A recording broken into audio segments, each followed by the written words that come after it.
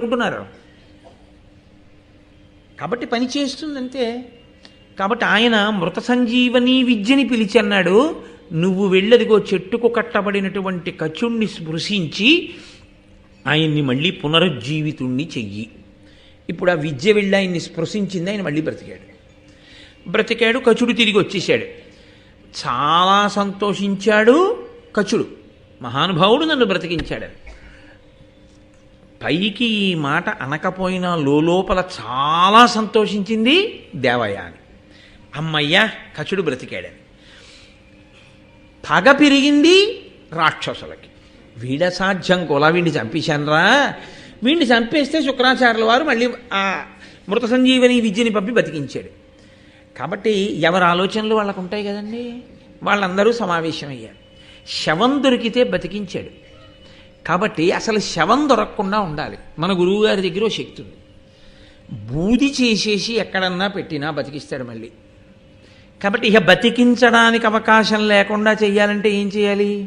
బూది చేసి గురువుగారి కడుపులోకే పంపించేయాలి. పంపించేస్తే ఇప్పుడు వాడిని బతికిస్తే మృత సంజీవని విద్యని పంపించి వాడు బయటికి రావాలిగా. కడుపులో ఏనాలు పెట్టి కూర్చుంటాడు, బయటికి రావాలి. వాడు బయటికి వస్తే గురువుగారు చచ్చిపోతాడు. అందుకని గురువుగారికి బతికించడు. కాబట్టి గురువుగారి కడుపులోకే పంపించేయాలంటే ఈ మాట వాణ్ణి చంపి కాల్చి బూది చేసి గురువుగారు పుచ్చుకునేటటువంటి మద్యంలో కలిపి పట్టించేద్దాం. మద్యానికి మత్తు ఎక్కించే లక్షణం ఉందిగా. అందులో ఏమిటి అంత బూది వస్తోంది ఏమిటి, అది అలా ఉంది ఏమిటి ఆలోచించడు. మొదటి గుటకలోనే మత్తు ప్రారంభమై తాగేస్తారు అని వాళ్ళు ఏం చేశారంటే కచుణ్ణి కాల్చి ఆ శవాన్ని బూది చేసి ఆ బూది తీసుకెళ్ళి శుక్రాచార్యుల వారు తాగేటటువంటి మద్యంలో కలిపి ఆయనకి ఇచ్చారు. ఇస్తే ఆయన పుచ్చేసుకున్నారు. అంటే దీన్ని బట్టి ఒక విషయం స్పష్టము అని తెలుస్తోంది. అప్పటి వరకు బ్రాహ్మణులు కూడా మద్యం సేవించేటటువంటి అలవాటు ఉందన్నమాట. కాబట్టి ఇప్పుడు అడవికి పువ్వులు తేరగబడి నరిగిన కచుని చంపి వారక ధనుజుల్ పడవుసెడ కాల్చి సురతో పడయకయ బూది శుక్రు త్రావించి రొగిన్. పువ్వులు తేవడానికి అరణ్యానికి వెళ్ళినటువంటి కచుణ్ణి చంపేసి కాల్చేసి బూది చేసి సురలో కలిపి శుక్రాచార్యుల వారితో తాగించేశారు.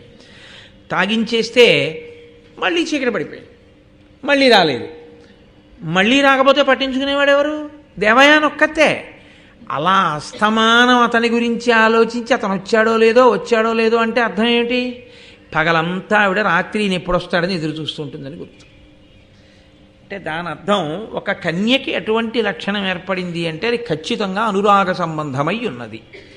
కాబట్టి ఇప్పుడు ఆవిడ సాయంకాలం అయింది, అడిగితే ఆయన అన్నాడు చాలా తేలిగ్గా, అమ్మ ఏముంది పెద్ద విచిత్రం, రాక్షసులు మళ్ళీ చంపేసి ఉంటారు అని మళ్ళీ బతికించమంటుందేమో గొడవని చెప్పి ఆయన అన్నాడు ఉత్తమ గతులు పొందుతాడులేమ్మా, ఆయన బ్రహ్మచర్యం ఆయన విధి ఆయన పాటించాడుగా, చంపిన వాళ్ళు పాడవుతారేమో కానీ ఆయనకే ఉత్తమ గతులకి వెళ్ళిపోయి ఉంటాడులే, వెళ్ళు అన్నాడు. ఆవిడంది నేను అన్నం ముట్టనేమనుకుంటున్నావు, అన్నం కూడా తిన్నావు కచుడు లేకపోతే అంటే ఇంకా వేరే చెప్పాలా? ఈ రోజుల్లో వాడేటటువంటి భాష ఏది ఉందో అది కచుడికి దేవయానికి మధ్య దేవయాని వైపు నుంచి అంకురారోపణం జరుగుతోంది అన్న విషయాన్ని నేను చెప్పాలేమిటి కొత్తగా? సిద్ధావస్థలమే కాబట్టి మనం దాన్ని తెలుసుకోగలం.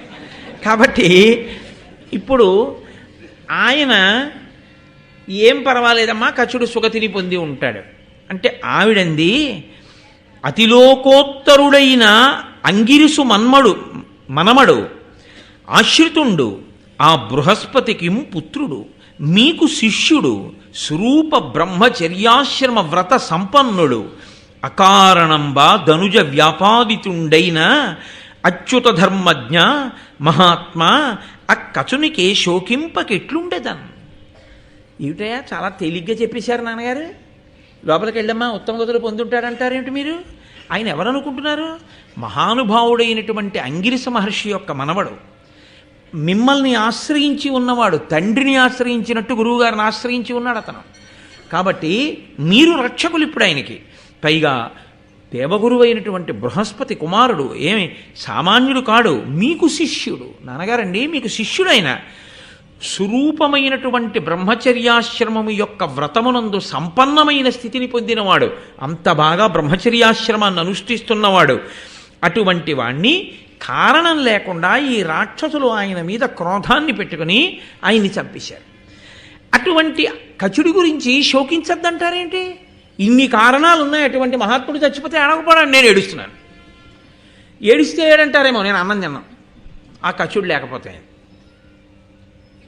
అప్పటికీ ఆమెకి అనురాగం ఉన్నది అన్న విషయం శుక్రాచార్యుల వారికి ఎందుకు అర్థం కాలేదండి అని మీరు నన్ను ప్రశ్న వేయచ్చు. అలా ఆమె అనురక్త అవుతుంది అని శుక్రాచార్యుల వారు వేరొక కారణానికి ఊహించలేదు. ఏ కారణమో నేను మీకు ఎదర చూపిస్తాను. కాబట్టి ఆమె అంత హఠం చేస్తే ఆయన అన్నారు, అదేమిటమ్మా అన్నం కూడా తిన్నంటున్నావు, అంతే కచుడు బ్రతకవలసిందే. అయితే సరే, ఎక్కడున్నా బ్రతికిస్తాను, చేతిలో విద్య ఉందిగా. ఆయన మళ్ళీ అంతర్ముఖుడై చూశాడు, ఎక్కడా కనపడలేదు. ఆఖరికి తన కడుపులోనే కనపడ్డాడు, బూది అయిపోయి. అమ్మాయి రాక్షసులు నాతో తాగించేశారు, బూది కలిపేసి లోపలికి వెళ్ళిపోయాడు. భూసురులాదిగల జనులీసుర సేవించిరేని ఇది మొదలగ పాపాసక్తి పతితులగుదురు చేసితి మర్యాద దీని చేకొనుడు జనుల్. సురాపానం అనేటటువంటిది ఇప్పటి వరకు బ్రాహ్మణులు కూడా చేశారు, కానీ ఇప్పుడు నేను కట్టడి చేస్తున్నాను. ఎంత తపస్సున్నవాడైనా, ఎంత జ్ఞానమున్నవాడైనా, ఎంత భక్తి ఉన్నవాడైనా సురాపానము చేస్తే వెంటనే వాడికి విస్మృతి కలుగుతుంది. వాడు ఏం చేస్తున్నాడో తెలియదు, పాపపు పని చేస్తాడు. నేను సురాపానం చేయడం వల్ల అందులో కచుని యొక్క బూది ఉంది అని తెలుసుకోకుండా తాగేశాను. కాబట్టి నేను ఇవాళ నుంచి లోకానికి ఒక వాక్కు విడిచిపెడుతున్నాను. బ్రాహ్మణునితో సహా మనుష్య పుటక పుట్టినవాడెవ్వరూ సురాపానము చెయ్యరాదు. అలా సురాపానం చేస్తే ఘోరాతి ఘోరమైన స్థితిని వాడు పొందుగాక.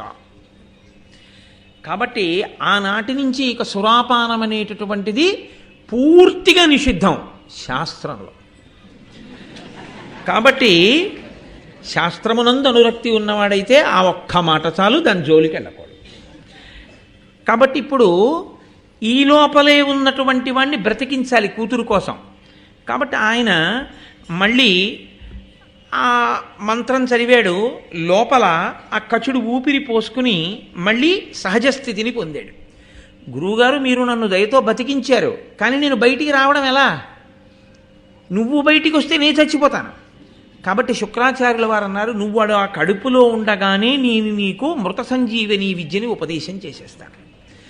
నువ్వు మృత సంజీవని విద్యని పొంది నువ్వు బయటికి రా, నేను మరణిస్తాను. నువ్వు మృత సంజీవని విద్యతో నన్ను బ్రతికించు. ఇక్కడ మీరు ఒక్క విషయాన్ని గమనించండి. కచుని మనసులో అన్యమైన ఆలోచన ఏదైనా ఉంటే మృత సంజీవని విద్య ఉపదేశం పుచ్చేసుకుని గురువుగారి కడుపులోంచి బయటకు వచ్చి తన దారిన తాను వెళ్ళిపోతే కచుడికి తప్ప మృత సంజీవని విద్య తెలుసున్నవాడు రాక్షసులకి లేడి.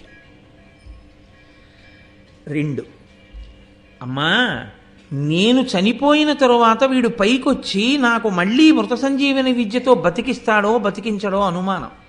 అందుకని నేను ఎలా ఉపదేశం చేస్తానమ్మా అని శుక్రాచార్యుల వారు అడగచ్చు.